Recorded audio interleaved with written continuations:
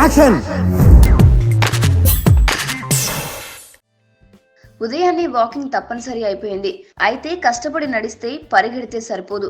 మంచి ఫలితాలు రావాలంటే కొన్ని జాగ్రత్తలు తీసుకోవాలి. వేగంగా నడుస్తుంటే మోకాలు మడమలు నొప్పిగా ఉంటే ఎంచుకున్న బూట్లు సరిగ్గా లేవని అర్థం. వ్యాయామాలకు సరిపోయే బూట్లు సరైనవి చూసుకుని కొనుక్కోవాలి. ఇక ఎక్కువ శాతం మంది వార్మప్ చేయకుండా నేరుగా నడక మొదలు పెట్టేస్తారు. దాంతో కండరాలు పట్టేసుకునే ప్రమాదం ఉంటుంది. శరీరాన్ని తగ్గించుకోవడం కోసం వేగంగా పరిగెత్తడం మంచిదే, కానీ ఎక్కువగా పరిగెత్తాలనుకోవద్దు. కొద్దిగా పెంచుకుంటూ పోవాలి. రోజుకు అరగంట వ్యాయామం చేయాలనుకుంటే శరీరానికి కాస్త విశ్రాంతి కూడా ఇవ్వాలి. దీంతో పాటు వ్యాయామం మధ్యలో నీళ్లు తాగుతూ ఉండాలి. వ్యాయామం నడకలో శరీరంలోని నీరు చెమట ద్వారా బయటికి పోతుంది. అందువల్ల నీళ్లు తాగడం మంచిది.